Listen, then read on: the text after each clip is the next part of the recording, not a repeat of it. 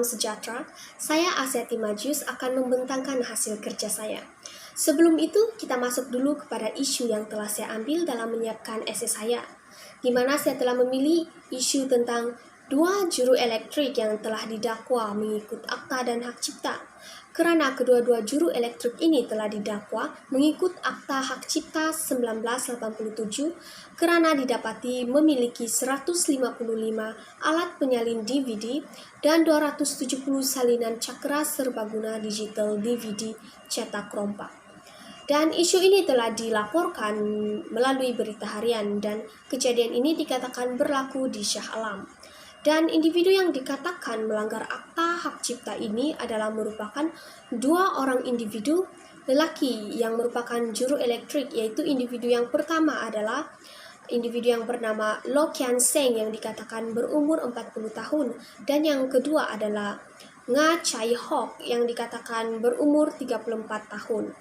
Dan kedua-dua pesalah ini telah didakwa mengikut Seksyen 41 Akta Hak Cipta 1987. Dan selepas kesalahan pertama ini, kedua-dua individu yang sama juga telah didakwa semula mengikut Seksyen 41 Akta Hak Cipta Pindaan 2012. Kerana kedua-dua individu ini didapati lagi mengulangi kesalahan yang sama atas tuduhan yang kedua, yaitu memiliki 270 DVD salinan langgaran berbagai tajuk filem yang hak ciptanya masih wujud. Seperti yang diketahui ramai, Akta Hak Cipta 1987 ini adalah sebuah akta yang membuat peruntukan yang lebih baik dalam undang-undang berkaitan hak cipta. Ini kerana hak cipta adalah sebuah hak eksklusif yang diberikan oleh undang-undang untuk sebuah tempoh masa yang tertentu kepada pemilik karya yang sebenar untuk mengawal penggunaan dan keaslian karya mereka.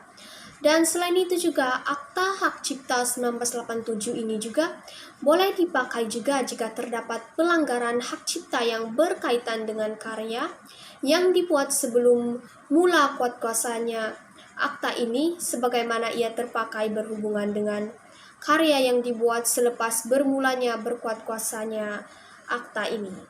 Dan secara kesimpulannya, menerusi case ini kita dapat melihat bahwa perbuatan cetak rompak akan memberikan kesan yang buruk kepada individu yang melakukan kesalahan, di mana mereka akan dijatuhkan hukuman yang berat seperti hukuman penjara dan hukuman pampasan, yaitu bayaran ikat jamin dan juga banyak lagi keburukan-keburukan yang lain.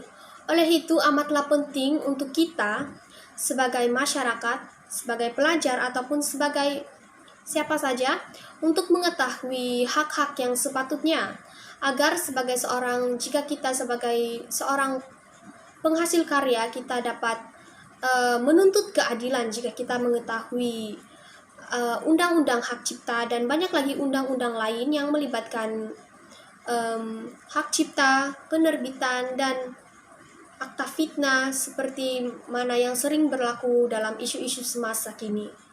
Oleh itu, sangat penting untuk kita mengetahui tentang akta hak cipta ini dan juga sangat penting untuk kita mengetahui hukuman-hukuman yang mungkin akan dijatuhkan kepada individu yang terlibat.